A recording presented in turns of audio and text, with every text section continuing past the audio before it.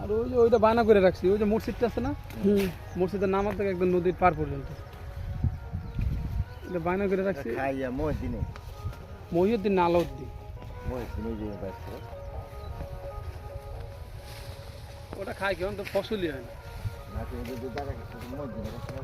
দাদা। আমার এটা তো ওই যে আলি, হ্যাঁ লেপর।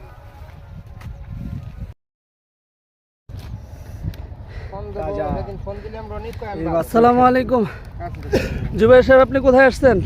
এটা সাভারের একটা গ্রামে, আমি নাম জানি না, পুলিশি বাজার বলে মনে হয় সম্ভবত। আপনি এক পুরো তাজা সবজি নিয়ে যাচ্ছেন, এখান থেকে নিয়ে যাবেন ঢাকা? জি, ঢাকা নিয়ে যাবো। এই যে আমাদের ভাই, কৃষক ভাই, সে উঠাচ্ছে।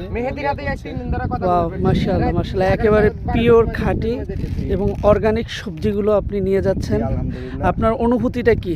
আমার অনুভূতি হচ্ছে খুবই আনন্দ লাগতেছে, এই প্রথম এই ক্ষেতের থেকে আমরা সরাসরি সংগ্রহ করার জন্য। আলহামদুলিল্লাহ, ভালোই লাগতেছে। আচ্ছা আচ্ছা, ধন্যবাদ। আমরা ঘুরতে আসলাম। কোথায় আসছো ভাই? কিস্তি পাঠা দিছি। আমরা কই এটা নিজ।